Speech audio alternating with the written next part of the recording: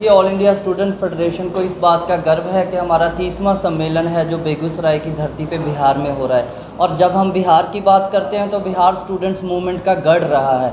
जब भी इस देश में चाहे वो स्टेट की सरकार को चाहे सेंटर की सरकार को कोई चैलेंज उठा है तो बिहार उसमें पहली कतार में रहने वाला ऐसा स्टेट है। तो हमें इस बात का गर्व है कि हम अपना 30वां सम्मेलन है जो नेशनल लेवल का वो यहाँ पे करेंगे। आप जानते हैं 28 सितंबर को सरदार भगत सिंह के जन्मदिन पे वो नायक जिसको आज इस देश में युवा का हीरो, युवा का मार्गदर्शक करके हम लोग जानते हैं, उसके जन्मदिन पे लगभग 15,000 छात्रों का एक बड़ा रैली बेगूसराय की धरती पे किया जाएगा और ये सम्मेलन 1 अक्टूबर तक जारी रहेगा।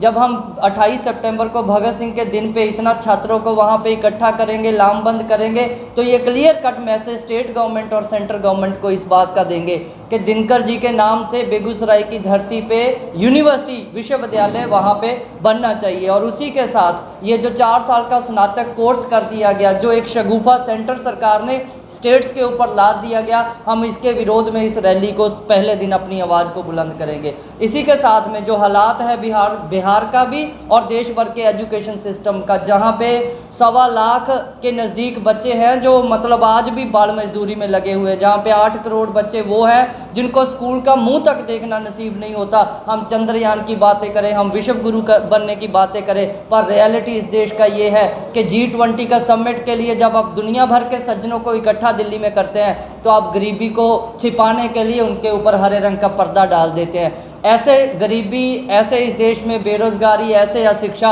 छिपने वाला मुद्दा नहीं है। आप जितना मर्जी उसको कवर करने की कोशिश करिए, हम उसको राजनीति के सेंटर में लाएंगे और वही मसला होगा जिस पे आने वाले समय में हम लामबंदी इस देश में करते हुए कि बीजेपी और आरएसएस की जो कंबाइंड सरकार है, जिसने इस देश का डाइवर्सिटी को एक यूनिटी के तौर पे इस्तेमाल करने की बजाय उसको और तोड़ने का काम किया, देश की विभिन्नताओं को इस्तेमाल करते हुए देश को बांटने का काम किया। जो असल में बीजेपी और आरएसएस इस देश में टुकड़े टुकड़े गैंग है, जिन लोगों ने मणिपुर में ये साबित कर दिया, जिन लोगों ने यूपी में ये साबित कर दिया, तो ऐसी सरकार से इस देश को कोई और उम्मीद नहीं रखनी चाहिए। और हम इस बात के लिए बिल्कुल क्लियर हैं कि छात्रों का भविष्य बचाने के लिए जो एनईपी का इन्होंने ड्राफ्ट उनके ऊपर लादा उसको तुरंत वापस करवाना होगा।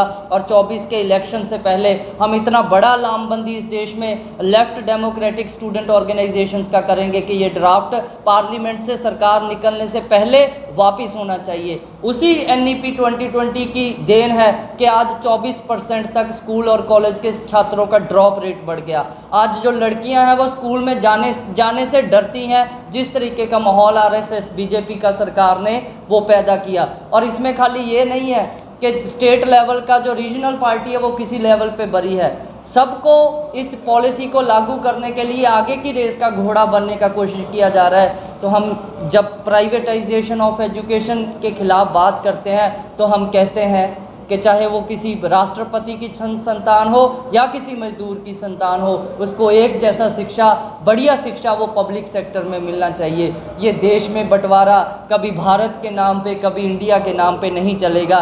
ये अमीर और गरीब पे नाम के देश तौर पे देश को बांटना नहीं चलेगा। सबको शिक्षा, सबको रोज़गार मिले, इसके लिए हम आवाज़ बुलंद करेंगे। और ये कॉन्फ्रेंस जब रेजोल्यूशन लेगा, पॉलिटिकल रेजोल्यूशन, तो हम इस बात का यकीन रखेंगे कि आने वाले दिनों में जब देश जनरल इलेक्शन की तरफ बढ़ेगा तो ऐसा यूथ और स्टूडेंट्स का मूवमेंट बने कि वो तमाम पार्टियां जो भी लोगों के हित में काम कर सकती हैं वो एक साथ आएँ। और ऐसी कोई भी ताकत जो देश को बांटने में, देश के लोगों से शिक्षा छीनने में, रोज़गार छीनने में यकीन रखती है, उसको सत्ता से बाहर का रास्ता दिखाया जाए। जो हमारा नारा है, सबको शिक्षा दे ना सके जो, वो सरकार निकम्मी है। और जो सरकार निकम्मी है वो सरकार बदलनी है। छात्रों को राजनीति में आना होगा, छात्रों को राजनीति के सेंटर में आना होगा ताकि डेमोक्रेसी को बचाया जा सके। जब देश की पार्लियामेंट इलेक्शन को ख़त्म करने की बात कर रही है, हम लोग स्टूडेंट यूनियन इलेक्शंस को बहाल करने की, दोबारा से